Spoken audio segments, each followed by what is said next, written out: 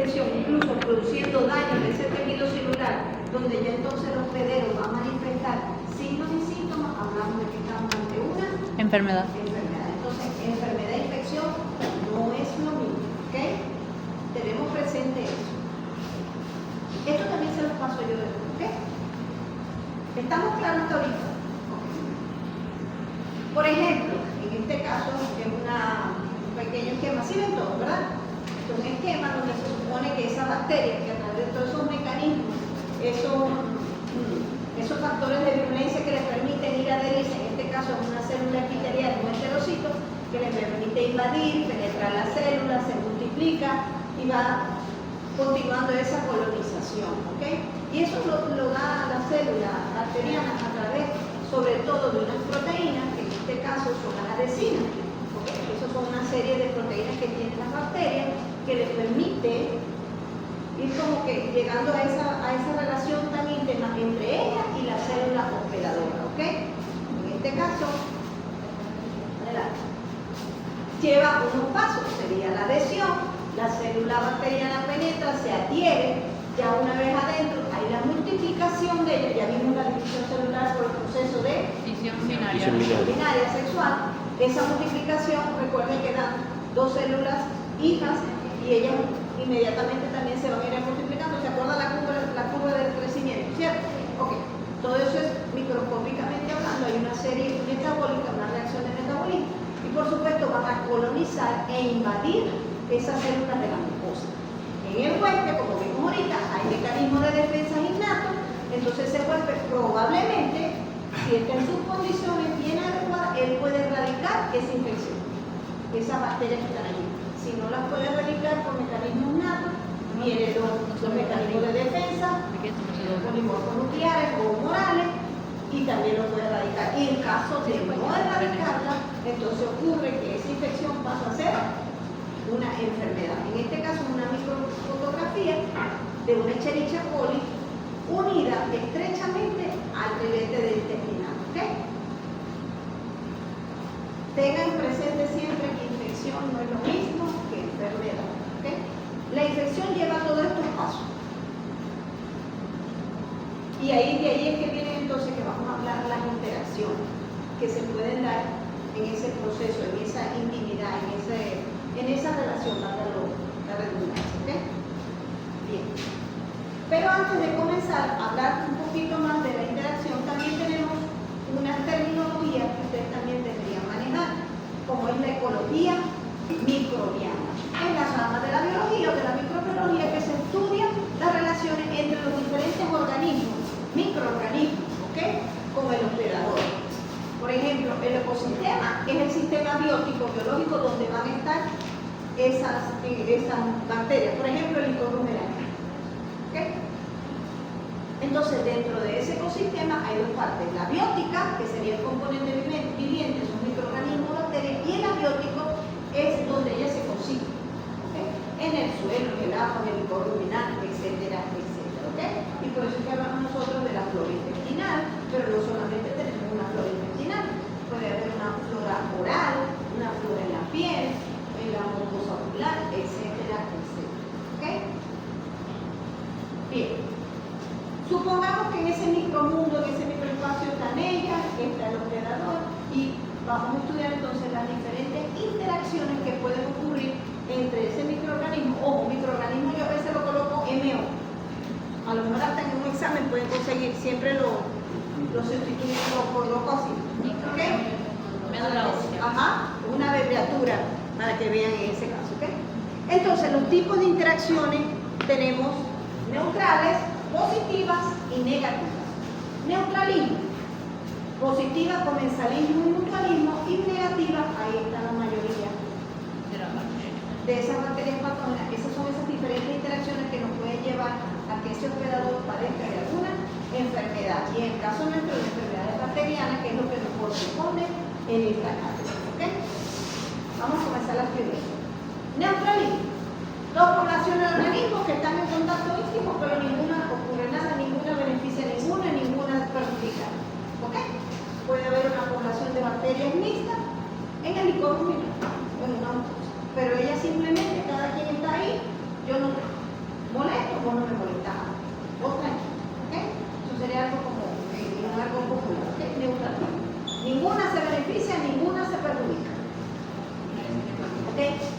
Dentro de las positivas, entonces tenemos también mutualismo y comensalismo. Mutualismo, una relación simbiótica donde hay una ayuda mutua, vamos a decirlo así, ambas se benefician. Eso también podemos conseguirlo en las diferentes microbiotas del organismo. ¿Okay? Y también tenemos comensalismo, la relación también entre dos tipos de bacterias, ¿verdad? Donde una de ellas se beneficia de la asociación de otras. Por ejemplo, hay microbiota en la piel, ¿ok? En las cuales que es una primera barrera de defensa y quizás parte de esas bacterias nos pueden defender a nosotros de otros microorganismos que quieran entrar, ¿ok? O un proceso metabólico de una bacteria que produce algún producto de desecho, pero la otra bacteria se beneficia de eso, ¿ok?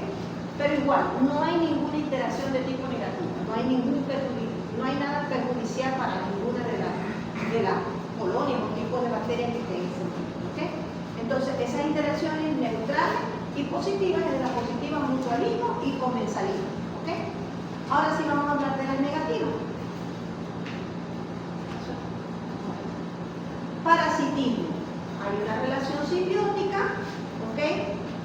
Pero donde uno de esos componentes microorgánicos o bacterias se beneficia a raíz de la otra célula orgánica. En este caso, lo vamos a ver más adelante, el Anaplasma marginalis, que es una bacteria que está parasitando el glóbulo rojo y ella se beneficia de ese glóbulo rojo.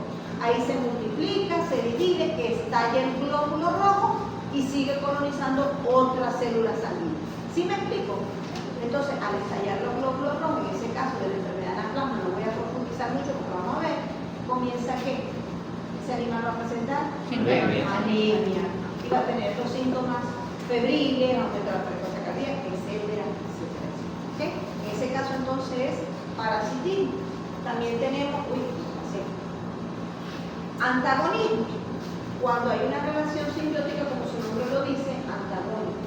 En este caso, un ejemplo es una plaquita de Petri, que de aquí es que desarrolló Fleming la famosa penicilina. ¿Okay? Él dejaba una placa, había sembrado un estafilococo, esa placa se le contaminó con un hongo. ¿Okay? Ese hongo, dentro de sus productos metabólicos y de desecho, afectaba negativamente a esa bacteria. ¿Okay? ¿Por qué? Y de allí surgió el primer antibiótico, la penicilina.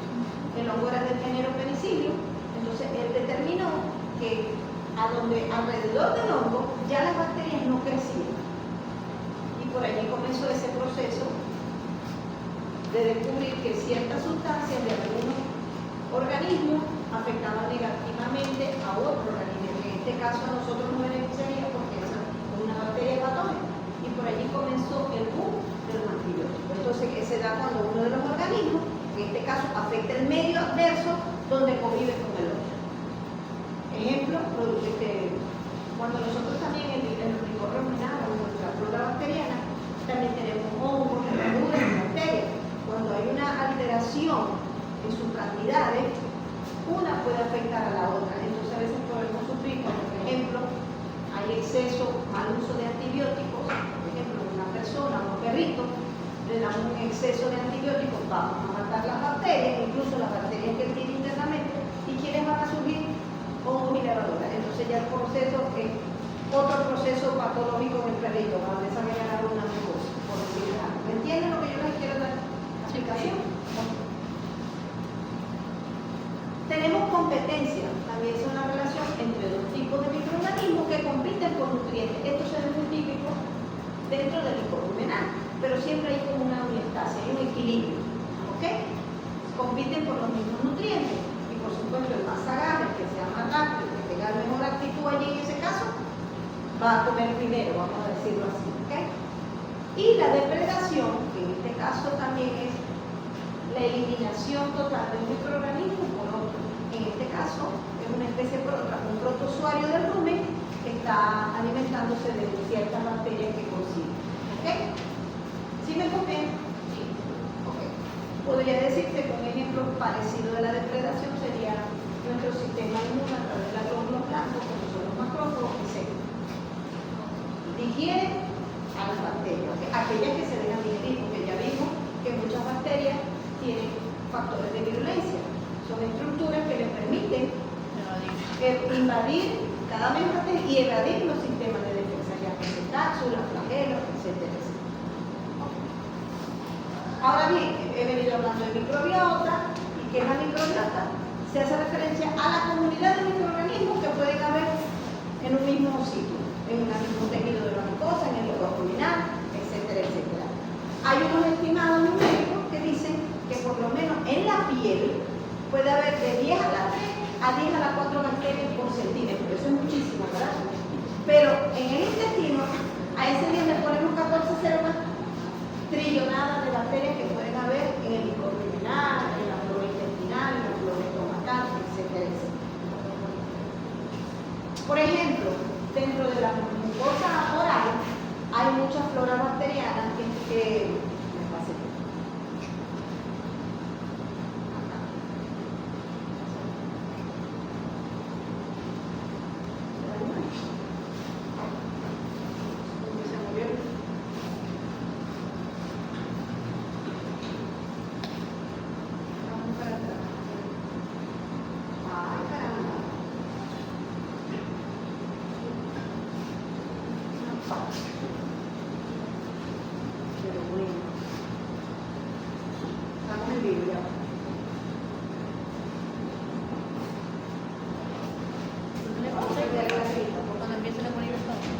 Más que todo las especies de Actinomyces, Cándida, Streptococcus mutans, que normalmente este es el responsable de producir la caries cuando hay una exacerbación, ¿verdad? Que no hay esa homeostasis entre las diferentes interacciones que se pueden dar en las bacterias. El Streptococcus ha sido uno de los más característicos en la presencia y la producción de las bacterias, de las caries. En la saliva puede haber alrededor de 108 bacterias por ml. Imagínense ustedes.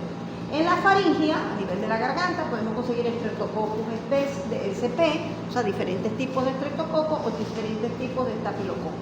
En la digestiva, ahí tenemos ese mundo bacteriológico, un universo, bacteroides, lactobacilos, coliformes, etcétera, etcétera. Y sí, uno de los más especies estudiadas es el colon de los equinos, donde han conseguido la mayor cantidad de estas diferentes bacterias con sus diferentes interacciones. ¿Okay?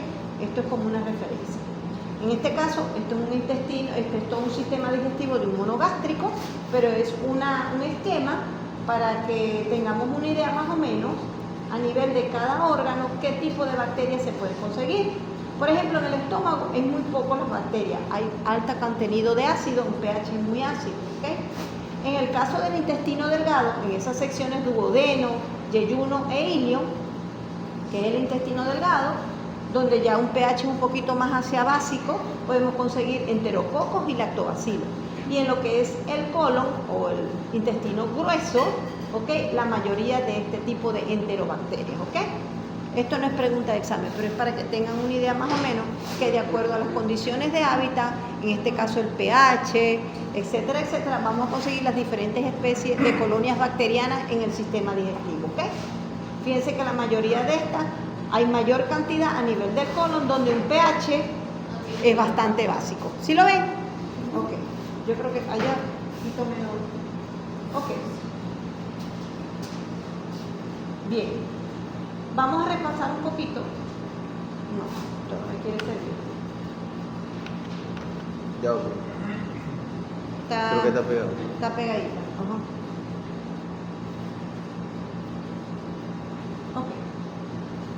¿Qué hace que esas bacterias les permitan estar en esos tejidos, invadirlo? En el caso ya estamos hablando de esas interacciones negativas, ¿ok? Hay ciertos factores de virulencia que los vimos bastante, vamos a decirlo así, dentro de lo que fue el primer tema de estructura bacteriana, ¿ok? Esos son lo que llamamos los determinantes de patogenicidad o factores de virulencia, que pueden variar en las diferentes especies bacterianas. Tenemos factores estructurales, precisamente cápsulas, flagelos y fimbrias, porque son parte de la misma bacteria. Por ejemplo, la cápsula le va a permitir como una propiedad antifagocítica, o sea, quizás el macrófago no la va a poder digerir. Y los flagelos y la fimbria, en el caso del flagelo, le va a permitir desplazarse mucho más rápido y la fimbria de fijarse a los tejidos. ¿Okay?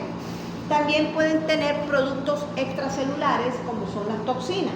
las endotoxinas, que son muy particulares en la pared de la gran negativa, y exotoxinas, como son las neurotoxinas, hepatotoxinas, es de acuerdo al sitio o el órgano blanco donde ellas van a hacer su efecto negativo, ¿ok?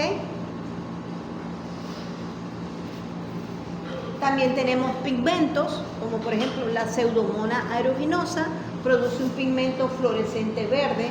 Esto es muy típico, sobre todo, ella es una bacteria muy oportunista y ella puede durar mucho tiempo también en ambientes controlados, llámese laboratorio, ¿cómo se llama esto? Quirófanos. Incluso, de hecho, cuando llamamos lo que mencionamos como infecciones nosocomiales, son infecciones adquiridas dentro intrahospitalarias, ¿ok?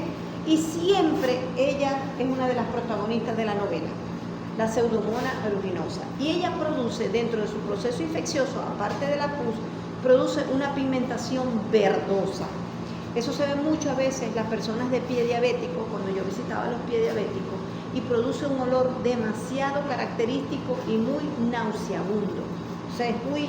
Y tú puedes ver que en esa infección, esas secreciones que se pueden ver son de esa coloración pigmentosa verde. Entonces ya ahí tú puedes irte orientando a que allí está metida una de estas señoritas, ¿ok?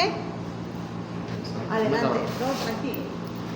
También tiene una serie de proteínas o proteasas, como son la fibronilicina, colagenasa, elastasa y hialuronidasa, que es la que todavía le permite más la diseminación de la bacteria. ¿Por qué? Porque estas son proteínas, en este caso enzimas, que van a hidrolizar la fibrina de los componentes de los tejidos, el colágeno que tenga ese tejido, el ácido hialurónico que tenga ese tejido, que es lo que le va a permitir abrirse paso y para penetrar a los tejidos. ¿Me copian? Ok. Dentro también tenemos, estas también son muy importantes porque es una lecitinasa o fosfolipasa que degradan los lípidos. Recuerden que todos los tejidos nuestros, de todos los seres vivos, tienen una capa lipídica, ¿verdad? Que es una de las principales estructuras de todos nuestros tejidos, ¿ok? También tiene sustancias que alteran el tejido. Estas también son unas enzimas proteolíticas, como son las proteasas, hemolicina, leucocidina y la coagulasa. Esta es muy característica de que la produce el Staphylococcus aureus. Y en las mastitis hay una prueba de campo que se llama CMT, ¿ok? Que es la California Mastitis Test. Y dentro de ese procedimiento vemos que cuando está presente el estafilococo, esa leche, cuando la van a hacer las muestras, sale muy coagulada, muy espesa. Puede estar, sea un indicio de que allí esté presente dentro de ese proceso de infección de una mastitis, un estafilococo, ¿okay? Que se caracteriza mucho por producir esta coagulación. ¿Me copian? Muy bien. Otros determinantes de patogenicidad que también son enzimas, porque vimos proteasas como proteínas, pero también tiene otros factores enzimáticos. Ya las enzimas son las que están dentro de ese proceso metabólico para acelerar, ¿ok? Las enzimas siempre están dentro de los procesos metabólicos, ¿cierto? Lo vimos en bioquímica y nutrición.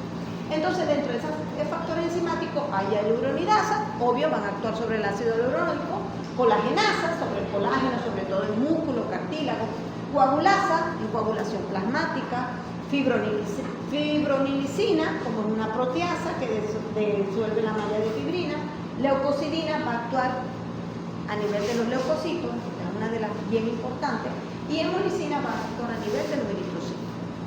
¿Vamos bien? Ok. Aparte de esto, sí lo voy a agarrar un poquito con la luz porque es un diagrama, ¿ok?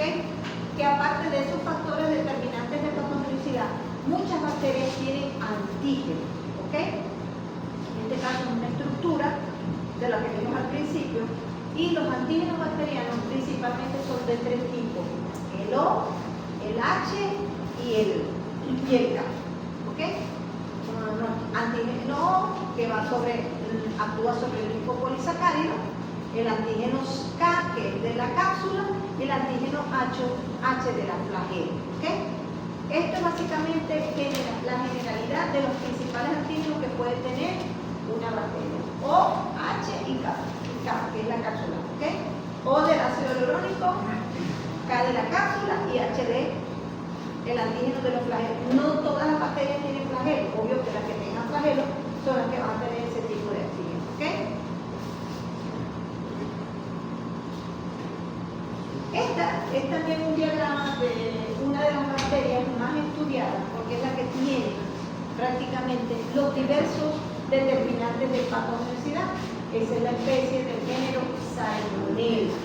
¿Ok? Esta es una estructura antigénica de la salmonela. La tomamos como ejemplo, porque la salmonela tiene endotoxinas, tiene fibres, tiene flagelo, o sea que ya por ahí va a determinar los antígenos, tiene enterotoxinas, tiene citotoxinas, tiene antígeno HT, o sea, tiene plásmidos de virulencia, incluso, que recuerda cuando vimos genética que los plásmidos se representan como unos circulitos. ¿Me copio? Ok. Entonces ya podemos saber que una de esta especie de este género de la salmonela tiene que ser bien patógena, porque tiene muchas estructuras de determinante de patogenicidad. Y en verdad, la salmonela o la salmonelosis, llámese a nivel de cualquier ser vivo, sobre todo yo estudié mucho la salmonela en las aves, ¿ok? Tiende a ser una enfermedad, si es posible, fatal.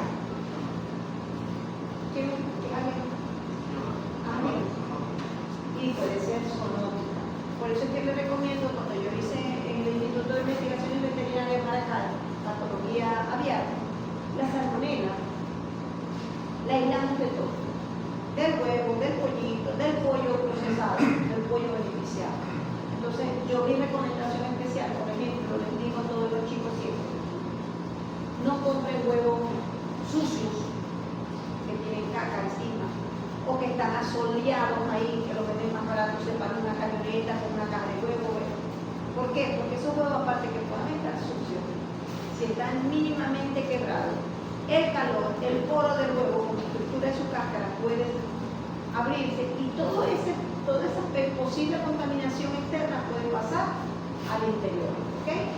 Entonces, mi recomendación sería no compren huevo sucio o por lo menos no los compren asoleados. O si los van a comprar y los van a lavar, cocínenlos bien.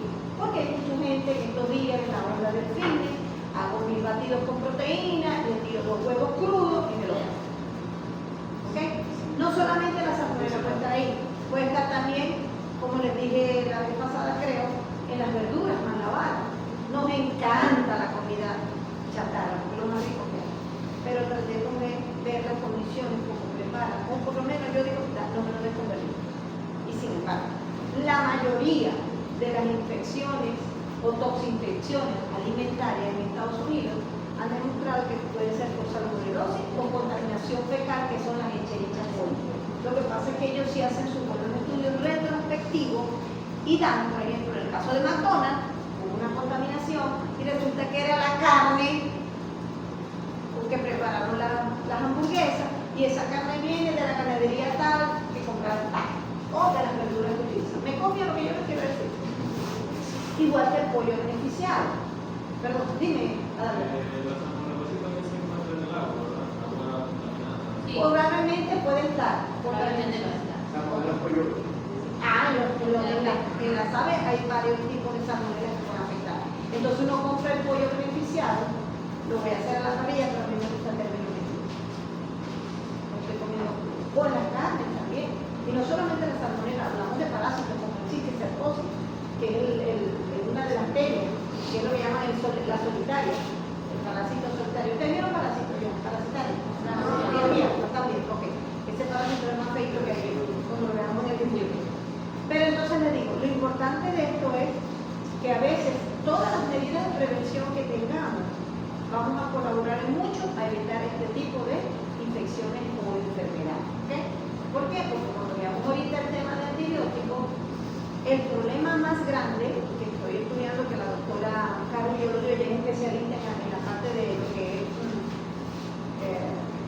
resistencia microbiana por antibióticos, las pandemias, hace unos años atrás, la alta tasa de mortalidad en el principio del siglo XIX y XX podía ser por infecciones bacterianas. Luego pasamos a que ya las pandemias, otro tipo de infecciones como la obesidad, otro tipo de enfermedades como la obesidad, las enfermedades cardíacas pasaron al primer lugar de las principales tasas de mortalidad. Pero de aquí al 2050, que nos quedan 25 años, se se va a reconocer o se está orientando que la alta tasa de mortalidad va a ser porque hay una alta tasa de resistencia microbiana a los antibióticos. La pandemia que viene por allí es porque ya el uso indiscriminado de los antibióticos nos va a llevar a una alta tasa de mortalidad porque no vamos a tener antibióticos que utilizar para combatir las enfermedades. Entonces es una campaña de concientización que debemos tener desde acá, desde nuestra casa, desde nuestro estudio, desde nuestra clínica, porque es que el problema es que aquí en el tercer mundo me duele la garganta, voy y compro antibióticos. Algunos alimentos, ¿ok? Ay, ya se me dio la garganta y ya, me tomé 2 pastillas, 3 pastillas. Entonces cuando veamos ahorita los mecanismos de resistencia bacteriana se van a dar. ¿Ok?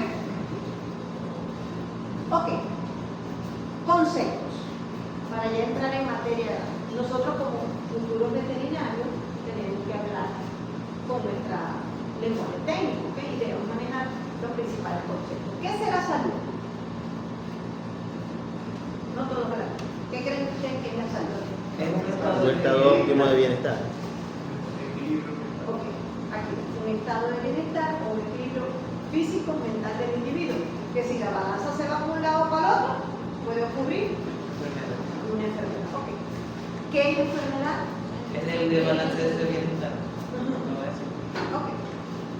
Desequilibrio o pérdida de la salud debido a los cambios fisiológicos, anatómicos del organismo.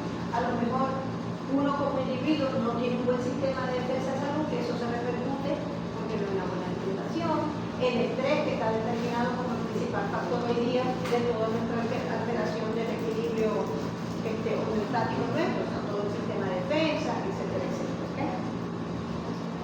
¿Qué es infección? Lo dije al principio, que no es lo mismo que enfermedad. Entrada y multiplicación de un ente patógeno a un tejido vivo.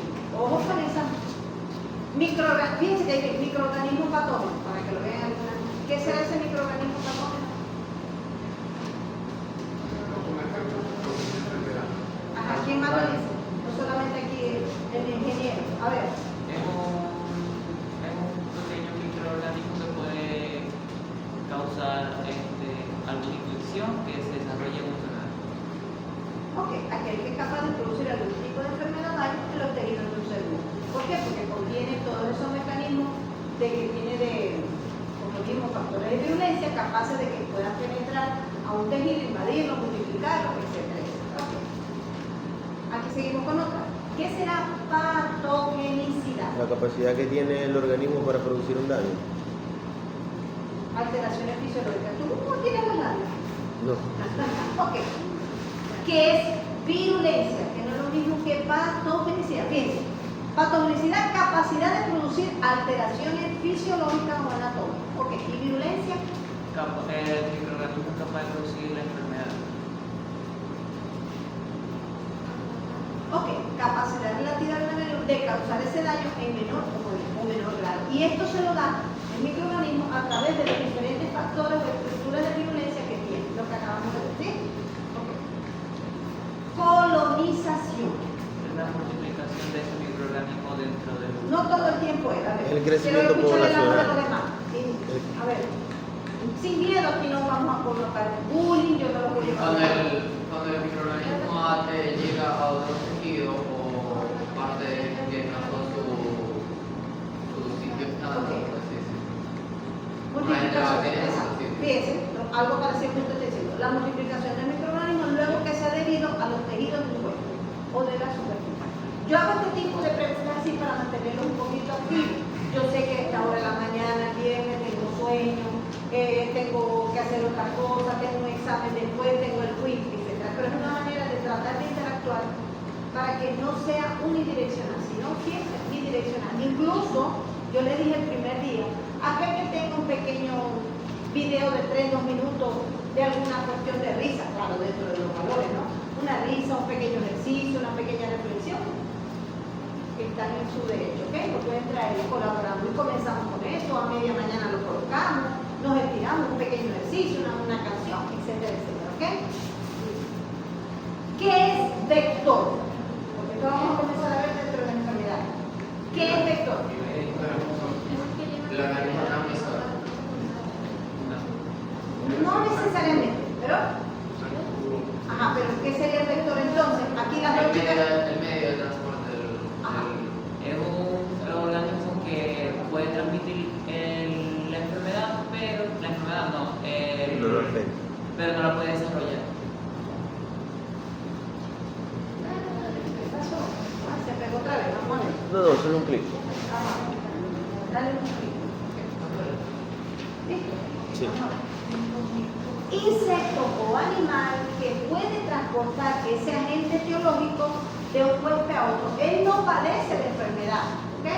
Por ejemplo, hay unos vectores muy importantes en los pequeños animales, como son la garrapata. La garrapata puede ser vector de qué tipo de enfermedad?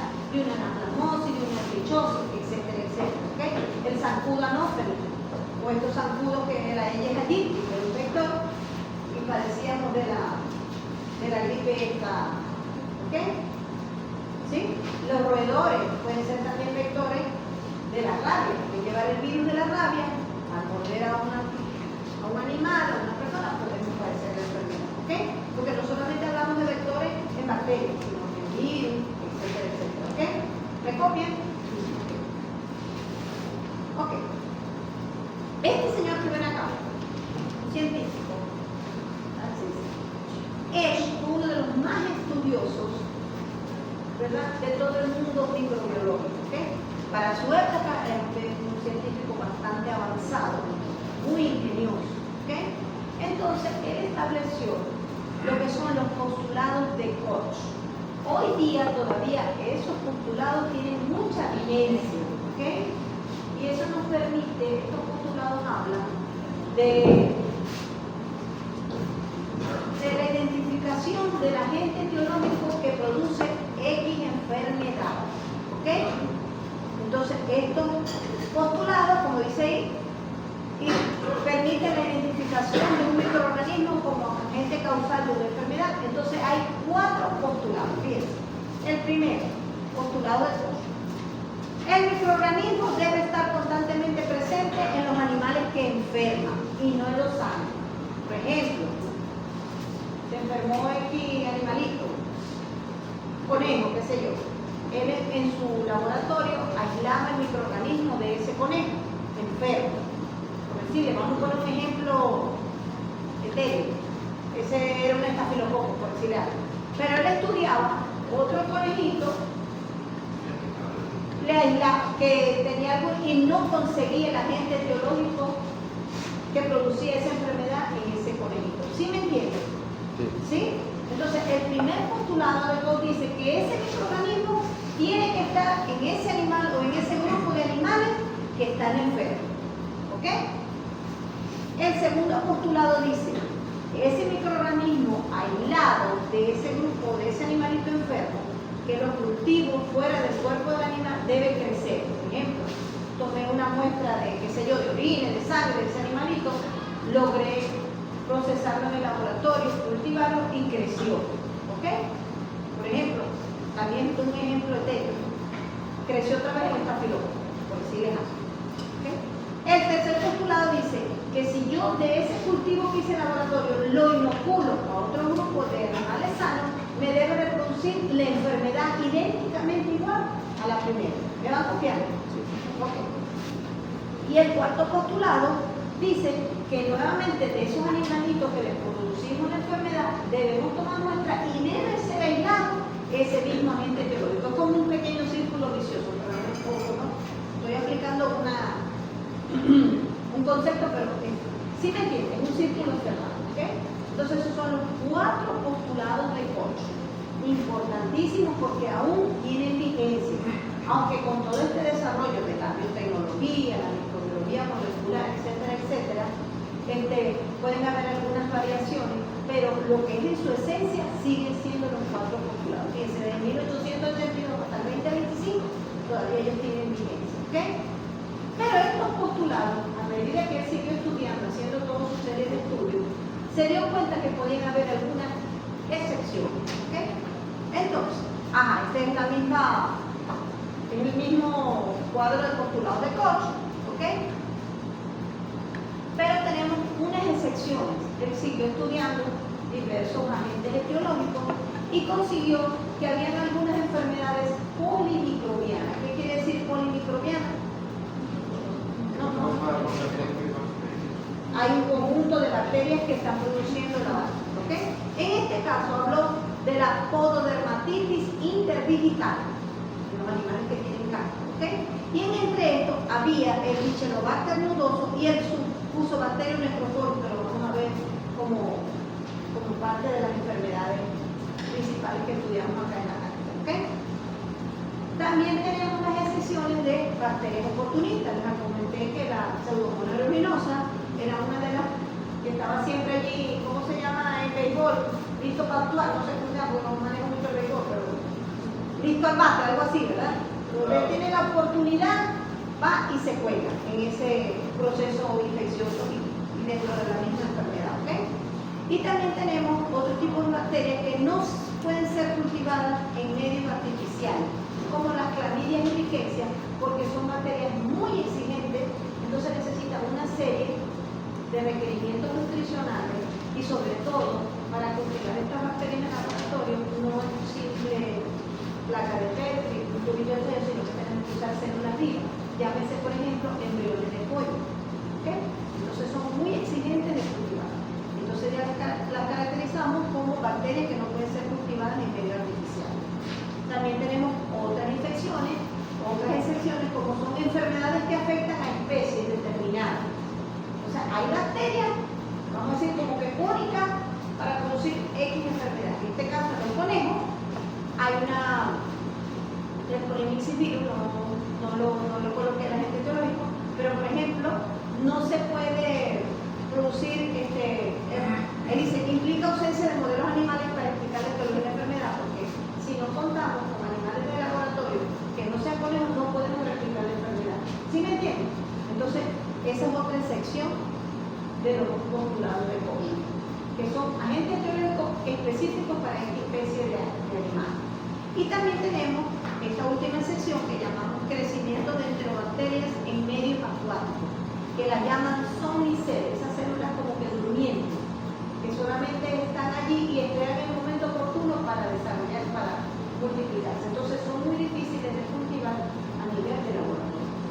Lo importante de esto es que estos postulados de Koch que hizo este gran investigador en 1882 aún siguen vigentes y son para determinar el agente etiológico de esta enfermedad. ¿Me copian? ¿Sí? No, no creo. No creo. Eso que ya estaba muerto con ustedes, que no te estaba para. Ok. ¿Vieron ya entonces? Ya hemos visto estructura bacteriana, metabolismo y crecimiento, vimos genética bacteriana, vimos taxonomía bacteriana y vimos interacciones bacterianas. ¿Ok? ¿Hay alguna duda? ¿Sí? Ok.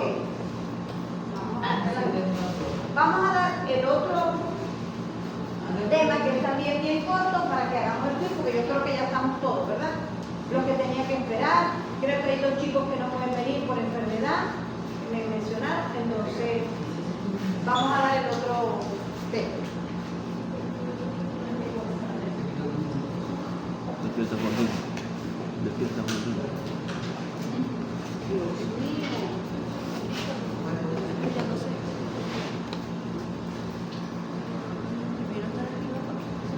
Bien, si ya nosotros sabemos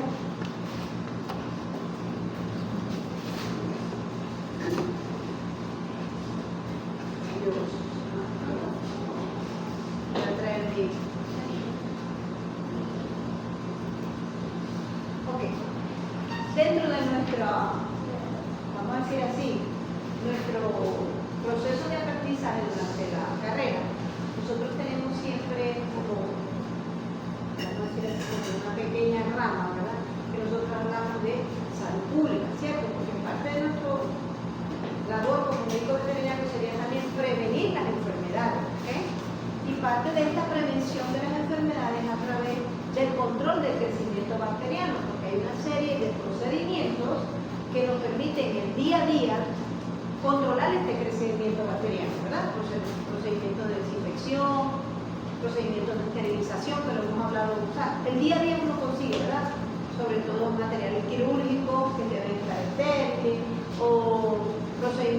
conservación, por ejemplo, cada uno en su casa tiene una nevera para preservar muchos productos perecederos, que entonces ya el mecanismo de refrigeración nos mantiene, o de congelación, nos mantiene en buenas condiciones, aptas para ser consumidos. ¿Sí me copian eso? ¿Sí? Ok, entonces el control de crecimiento bacteriano se da con una serie de técnicas que son bien sean físicas o químicas, ¿ok? Ok, vamos para acá. Definición, vamos a comenzar por la principal, que es esterilización. Sabemos que todo hoy día, todos los procedimientos quirúrgicos tienen que ser con instrumental esterilizado, ¿ok? La mayoría, uno compra una jeringa, viene totalmente sellada, uno compra el equipito de venoclice, que no sé cómo lo llaman ahora, macrobotérmico, y eso viene totalmente sellado. Para la hora de hacer una cirugía, compramos guantes estériles, ¿ok? Entonces, ese es el principal control de crecimiento bacteriano, la esterilización. ¿Y qué es la esterilización? Es la inactivación irreversible. ¿Qué quiere decir irreversible? Que no se puede volver a activar. Ok. Entonces, la inactivación irreversible de todas las formas microbianas, ¿ok? Incluyendo esporas, aunque no todas las técnicas de esterilización puedan acabar con las esporas, ¿ok? Pero cuando hablamos de esterilización, está libre de microorganismos. Y en el caso que nos compete a nosotros, de esos microorganismos patógenos, ¿ok? Entonces, vamos a utilizar una serie de procedimientos, que sean químicos o físicos, para destruir todas esas formas de vida. Formas de vida microbianas, de hongos, de bacterias, de virus, de esporas, ¿ok? Entonces, nosotros hablamos de una terminología en microbiología que se llama condición estéril, que es la ausencia total de microorganismos. ¿Está estéril o no está estéril? ¿Ok? Entonces, por ejemplo, aquí podemos ver entonces que la esterilización puede ser para virus, hongos y bacterias. En este caso son un ejemplo de las bacterias esporuladas. Esto que ven aquí en este circulito es como representan las esporas gráficamente, pero a nivel de laboratorio las podemos ver. Ojalá allá en bioanálisis el profesor siempre trata de colocarnos un protein con unas bacterias esporuladas. ¿Ok? Entonces es importante que lo vean. ¿Por qué? Porque muchos dirán también por el diagnóstico bacteriológico, van a trabajar en algunos laboratorios, o en pequeñas clínicas también, donde simplemente con un protein, pequeños laboratorios definitivos, etcétera, etcétera. ¿Okay? Entonces, fíjense, los agentes esterilizantes los podemos dividir en físicos y químicos. Entre los físicos tenemos temperatura y radiación. En la temperatura tenemos calor húmedo y calor seco. En el calor húmedo el más importante es el autoclave, pero tenemos ebullición, que lo hacemos en una casa, uno hierve el agua, muchas veces, ¿verdad?, para después tomarlo. ¿Okay? Vapor fluente o calor húmedo bajo presión, que esto es el autoclave, que es un aparato que a nivel de los laboratorios de microbiología deberían tener cada uno. Allá lo vamos a ver. Aquí había uno, pero está totalmente... Que mi sueño es reactivar este laboratorio. Se necesita mucha inversión de dinero, porque para empezar, todo lo reactivo, todo lo productivo, personal, auxiliar que nos ayude, instrumental. Y de allá para el gas, que se lo robaron de allá abajo, porque tenemos que trabajar con leche. ¿Okay? Okay. Calor seco, tenemos hornos de aire caliente e incineración. En las radiaciones tenemos no ionizantes como las ultravioletas y las ionizantes X, rayos X gamma y rayos catódicos. Entre los químicos utilizamos gases, principalmente el óxido de etileno, y agentes antioxidantes, oxidantes como formaldehído y glutarendido. Y también tenemos, antes de comenzar, dentro de los agentes esterilizantes tenemos los que provocan la pérdida de la viabilidad del microorganismo, son todos estos físicos y químicos, y los que provocan la separación de los microorganismos de sustancias líquidas, como es la filtración. Este es un pequeño esquema que yo coloco, ustedes no lo tienen en la parte que yo les paso, pero es para que no nos dispersemos mucho, ¿ok? Lo importante de esto es, vamos a ver cómo actúa cada uno de ellos. Comenzamos con los agentes esterilizantes. Estos agentes esterilizantes que provocan la pérdida de la viabilidad de los microorganismos, ya vimos que eran de dos formas, físicos y químicos. Vamos a ver los principales. Físicos. Tenemos temperatura y radiaciones, ya las vimos, temperaturas, radiaciones. Y los químicos como los gases y los agentes antioxidantes. Y lo que provoca la separación es la filtración. Ya eso lo vimos en ese estudio, ¿ok? Vamos a ver cómo la temperatura, que es un proceso físico, es un agente esterilizante. Hablamos de temperaturas, de rangos de temperatura, ¿ok?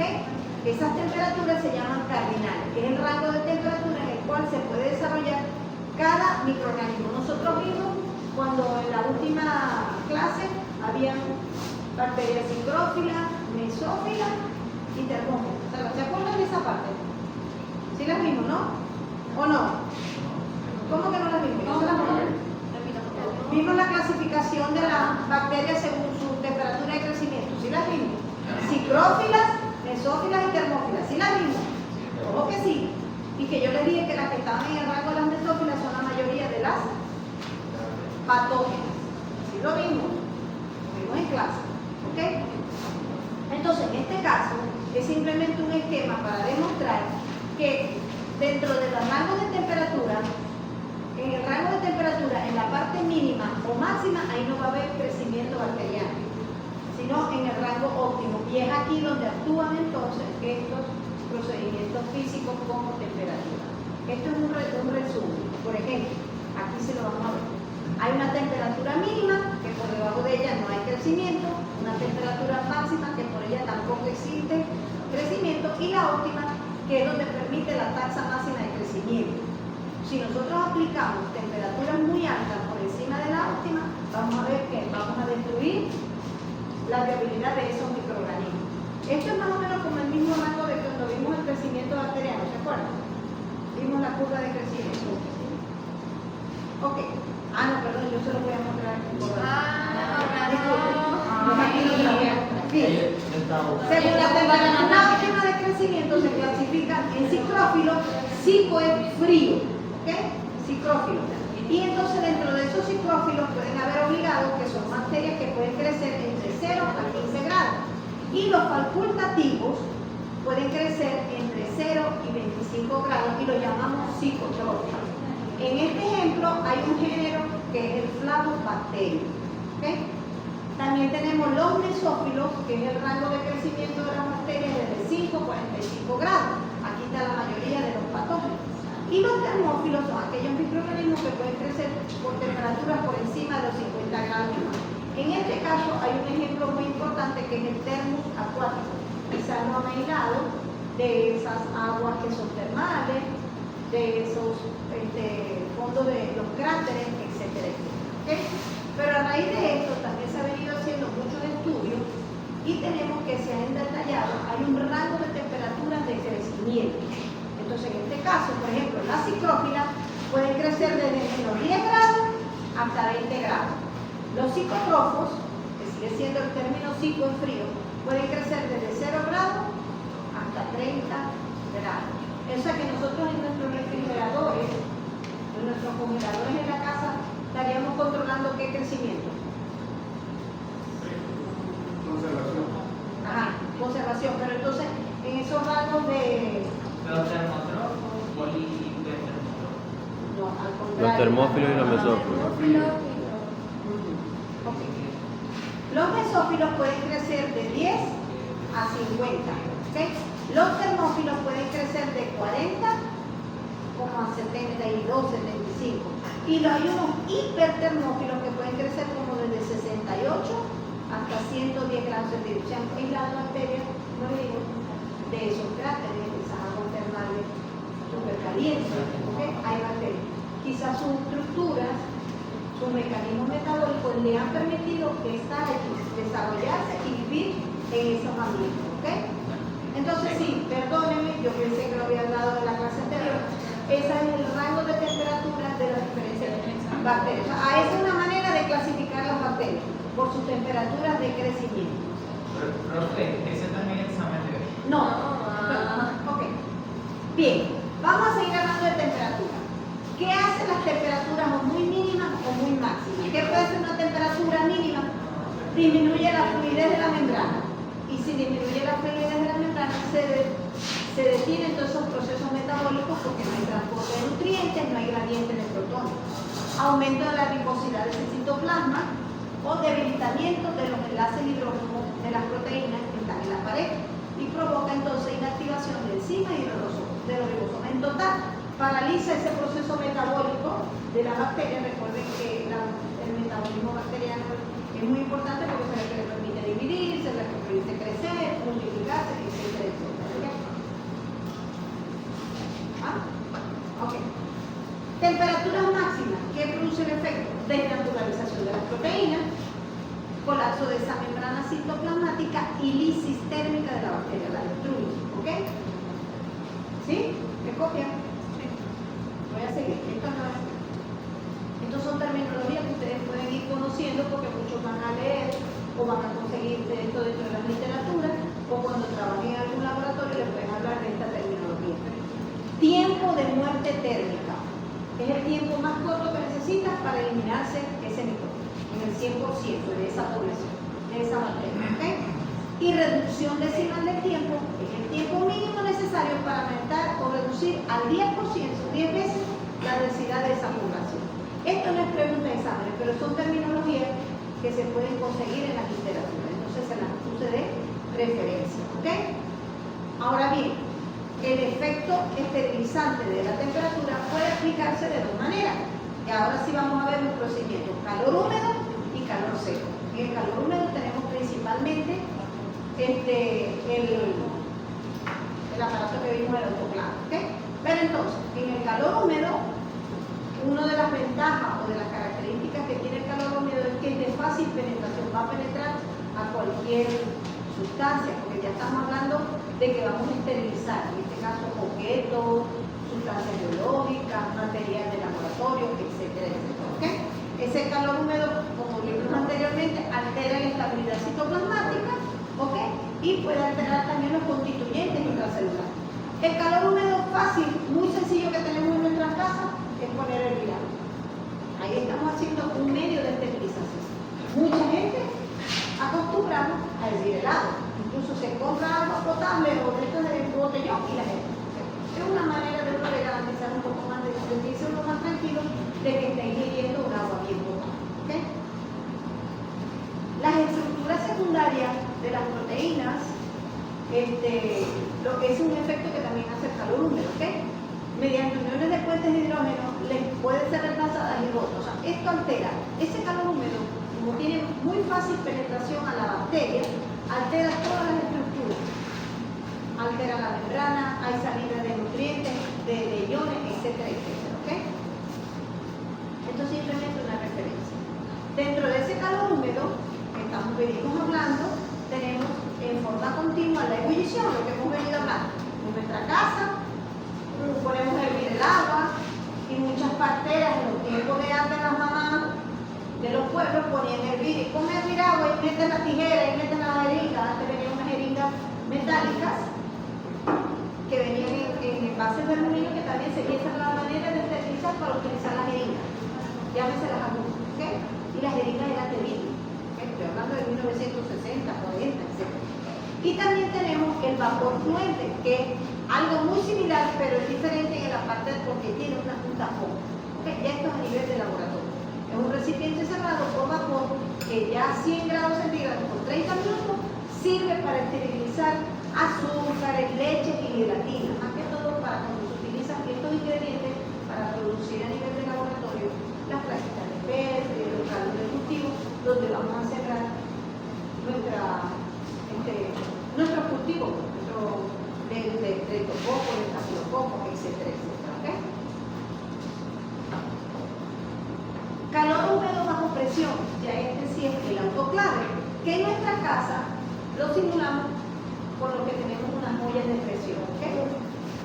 Y fíjense, permite obtener temperaturas superiores en un rango muy rápido. ¿Okay? Fíjense, 115 grados hay 10 libras de presión por pulgada en 15 minutos y 121 grados centígrados puede llegar a 15 libras de presión en 15 y 30 minutos.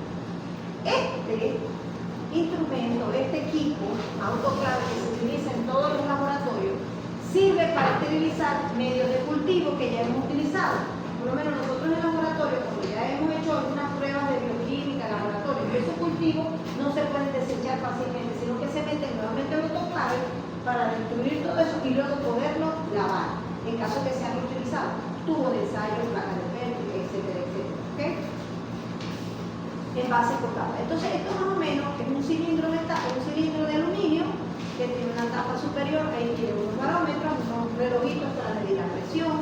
Los muy modernos tienen relojes para controlar el tiempo y se maneja con electricidad. ¿Okay? Entonces internamente hay una rejilla donde uno mete todo ese material que desea esterilizar. Incluso el material quirúrgico, ¿usted ya ha ido a cirugía? No.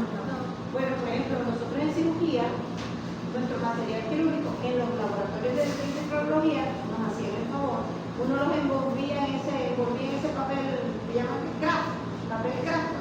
Uno ya lo llevaba envuelto, incluso se le pone una cintica, incluso los campos, donde le van a mandar a hacer unos campitos de tela o un tapaboca a veces.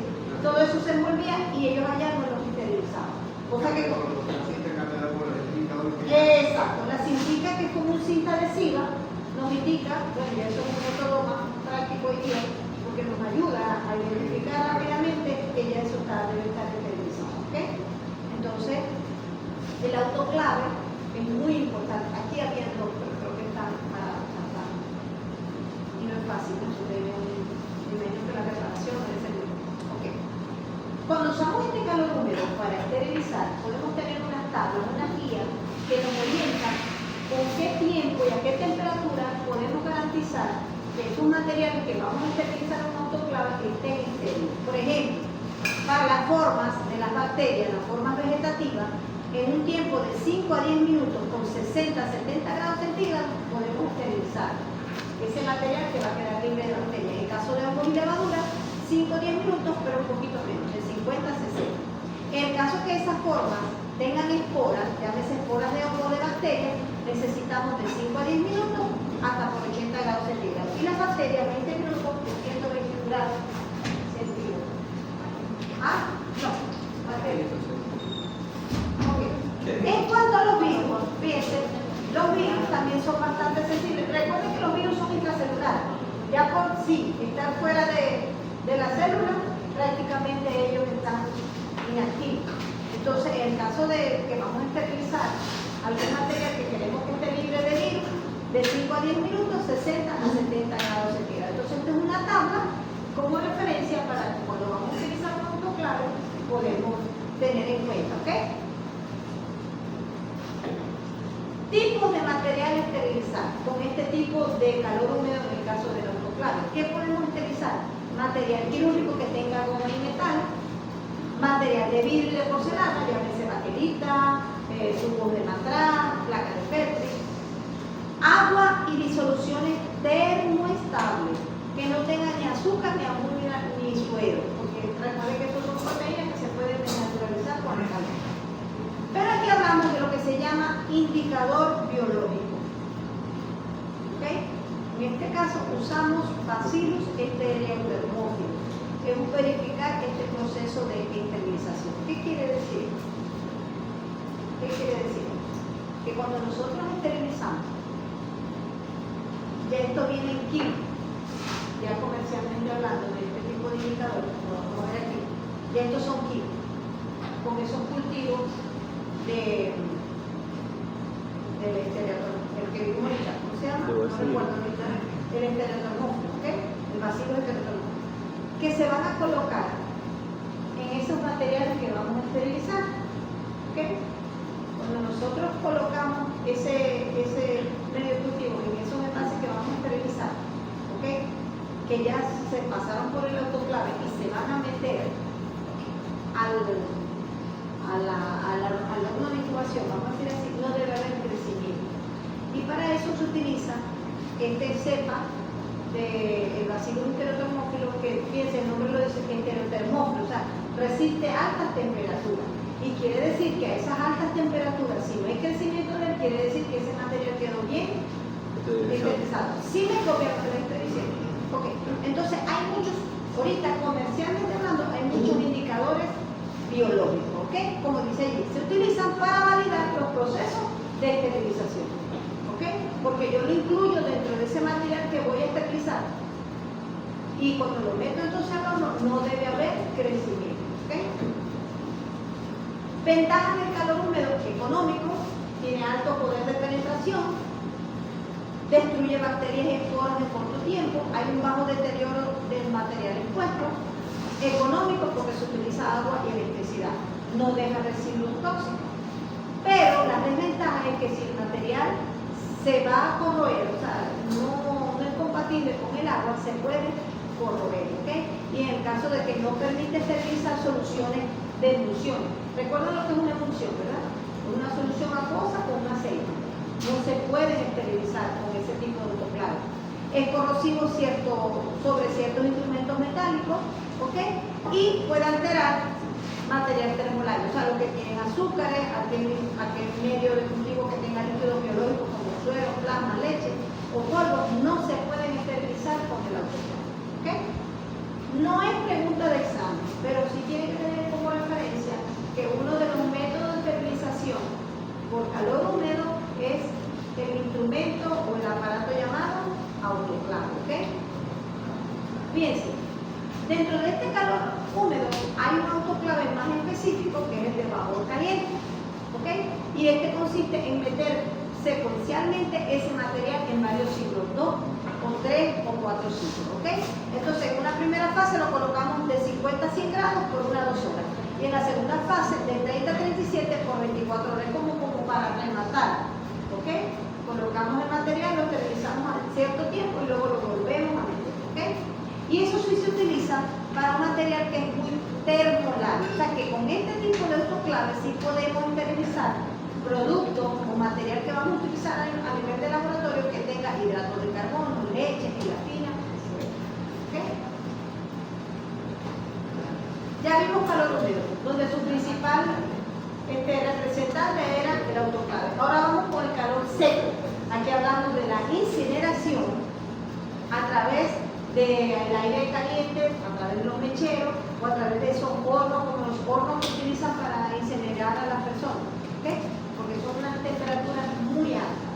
Entonces, en este caso, ya hay una desecación de esas células se deshidratan, hay efectos tóxicos porque se revientan todos sus componentes y liberan radicales libres, entonces esa célula bacteriana, por supuesto, no va a quedar viva por ningún lado, ¿ok? Entonces tenemos hornos de aire caliente que se utilizan a 160 grados por una hora o a 180 grados por una hora. Este es el más común, que es el horno de pastel, que se utiliza en los laboratorios, ¿ok? Y también nos sirve para esterilizar material de vidrio, algunos metales. Aquí sí podemos esterilizar polvo, grasas y aceite, que no lo podíamos utilizar con el autoclave.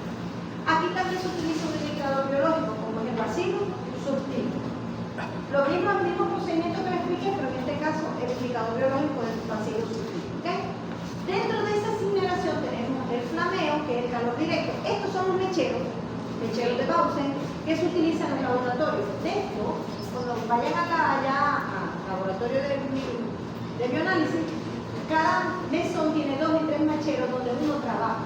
Podemos trabajar en equipo. Y aquí necesitamos el gas. Por eso que aquí se lo van a ver, obvio no podemos tener ningún tipo de mechero, ¿ok? Eso se enciende, allí se pasa.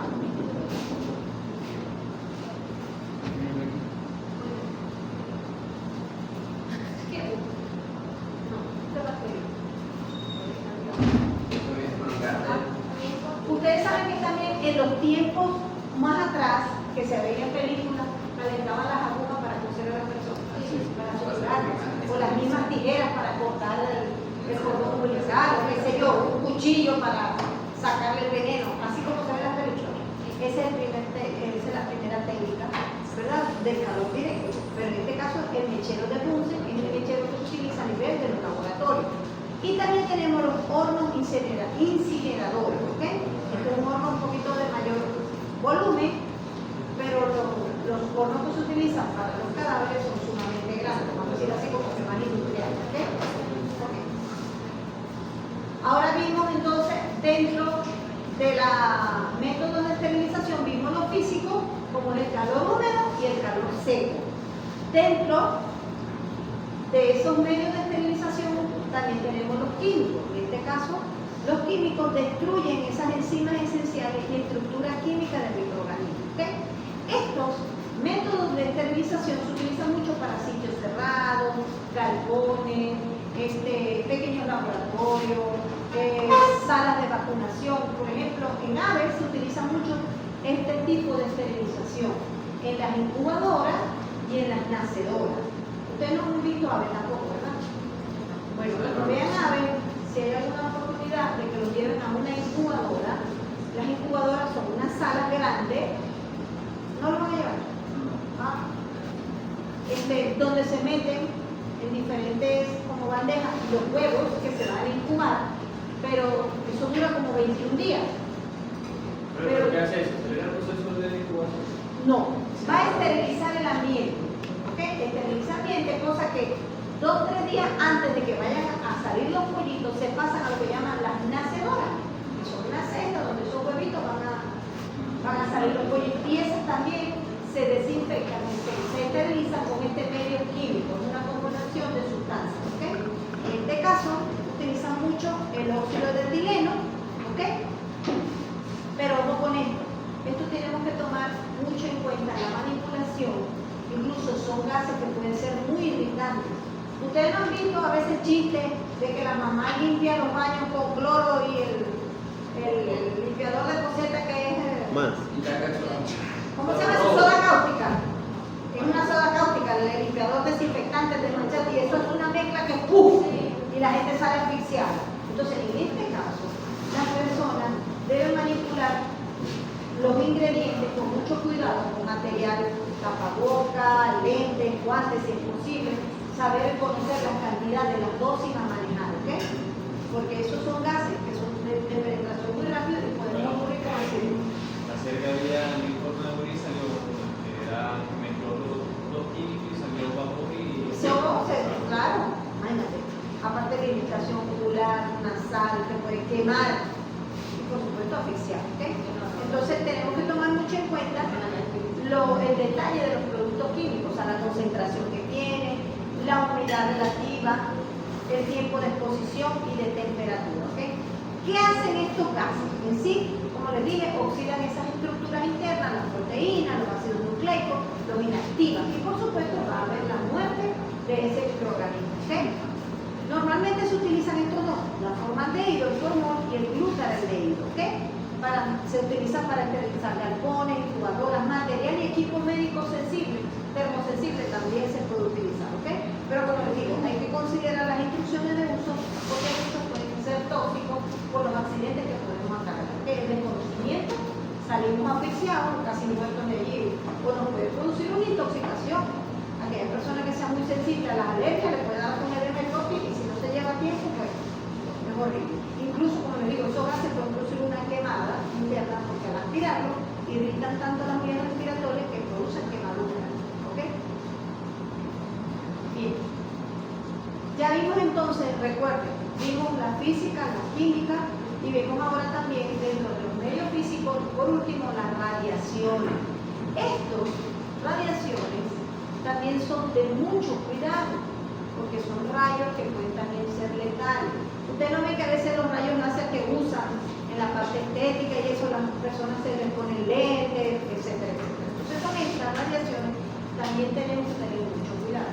Tienen un alto poder esterilizante porque actúan también sobre las moléculas del ADN, la ruptura de esos enlaces y tienen un poder de penetración muy alto en muy poco tiempo. Se utilizan desde los 100 a 380 nanómetros en 15 a 30 minutos. ¿Okay? Entonces, recordemos que ellos van a actuar justamente en ese material genético de esa bacteria, en el ADN, en el cromosoma de esa bacteria. ¿Okay? Y como les digo, fíjense que esto es un control, por decirle algo, esto es una placa de Petri con medio de cultivo, ¿ok?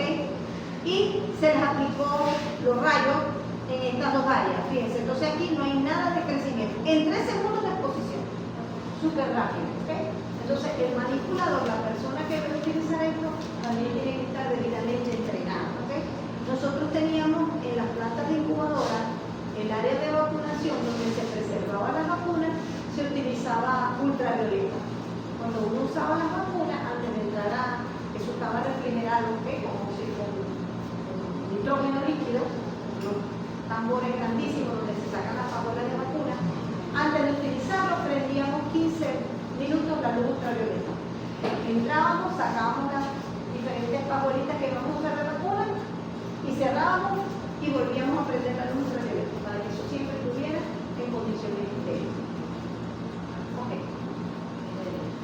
tenemos otro tipo de radiaciones como son los infrarrojos. Esto lo utilizan mucho a nivel de los mercados de alimentos, ¿ok? En Estados Unidos. Esos alimentos que vienen como que cerrados al vacío, atados al vacío.